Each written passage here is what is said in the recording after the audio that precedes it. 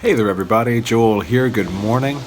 When I'm recording this, it is a cool afternoon, which is surprising for late mid-May.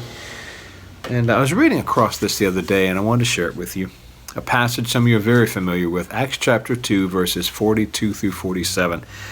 And it says, "They," and that would be the early church, "devoted themselves to the apostles' teaching and to fellowship, to the breaking of bread and to prayer. Everyone was filled with awe at the many wonders and signs performed by the apostles. All the believers were together and had everything in common. They sold property and possessions to give to anyone who had need. Every day they continued to meet together in the temple courts. They broke bread in their homes and ate together with glad and sincere hearts, praising God and enjoying the favor of all the people. And the Lord added to the number daily those who were being saved." I don't have to tell you the importance of our gathering together physically. And I talked about this last week in my devotional. It's really interesting when you get people talking about churches gathering together. One thing that right now we hear about it presented more as a public health risk.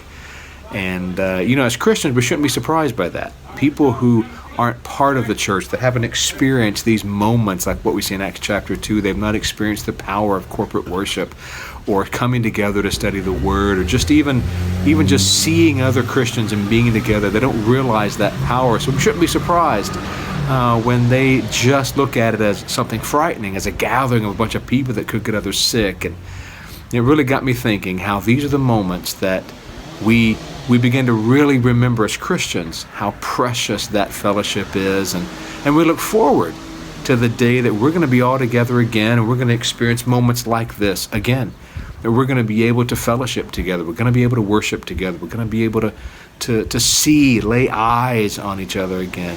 So don't lose hope in that. Be excited about that. Don't be surprised when people push back on that idea, but we just want to make sure that we as Christians remember the power of gathering together, and let that be the hope that we use to safely move forward into this transition time as our county's reopening, and as you're getting out and about a little bit more, and there's a little bit of mingling going on, more than we've experienced since mid-March. And I just want to remind you that there's going to come a day we're back together. There's going to come a day we worship together again, and we fellowship together. So I want to encourage you with that, and remember to keep looking forward.